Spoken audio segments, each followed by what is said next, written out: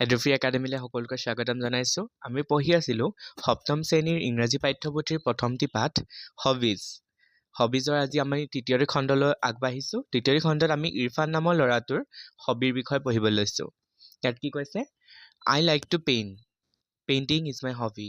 I like to paint মানে মই ছবি আঁকি ভাল পাওঁ বা ছবি অঁকা কাৰ্যটো মই ভাল পাওঁ সেইবুলি কৈছে। Painting is my hobby. Painting মানে ছবি অঁকা কাৰ্যটো হৈছে মোৰ আটাইতকৈ প্ৰিয় কাম। প্ৰিয় কাম মানে হবি। আমি হবি কথা কি পঢ়িছিলোঁ? হবি হৈছে এনেকুৱা এটা কাম যিটোৱে মানে আমাক আনন্দ প্ৰদান কৰে, যিটো কাম কৰি আমি আনন্দ লাভ কৰোঁ।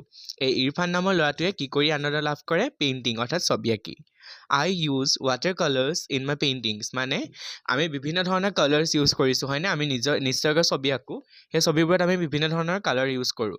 এই ইৰফানে কি কৰে? ৱাটাৰ কালাৰ অৰ্থাৎ পানী ৰং বুলি কয় যে সাধাৰণভাৱে আমি ৱাটাৰ কালাৰ বুলি ক'লেও বুজি পাওঁ। ৱাটাৰ কালাৰ তেওঁ ইউজ কৰে পেইণ্টিঙত। I always carry my art materials with me while visiting different places.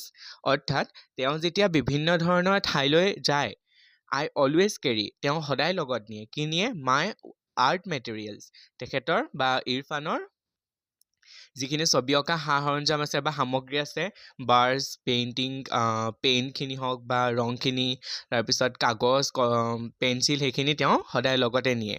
With মি লগত নিয়ে, তেওঁৰ লগত নিয়ে।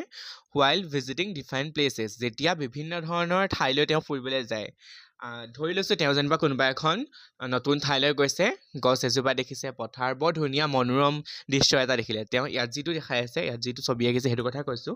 সেই তেওঁ দৃশ্যটো সেই সময়তে ৰৈ যাতে তেওঁ আঁকি থৈ দিব পাৰে, সেইকাৰণে তেওঁ লগত বস্তুবোৰ লৈ ফুৰে।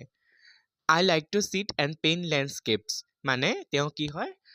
দৃশ্যপটবোৰ আঁকি ভাল পায়। যিকোনো ধৰণৰ দৃশ্যপটবোৰ আঁকি ভাল পায়। I like to sit and paint landscape মানে কিবা এটা যদি দেখে সেই সময়ত তাতে বহি মই এই দৃশ্যবোৰ আঁকি ভাল পাওঁ বুলি কৈছে। তাৰপিছত কি কৈছে? When I am lonely and bored মই যেতিয়া মানে অকলশৰীয়া অনুভৱ কৰোঁ বা অকলে থাকোঁ বা মোৰ আমনি লাগে, কেতিয়াবা কিতাপ পঢ়িও আমনি লাগি যাব পাৰে, তেতিয়া কি কৰে?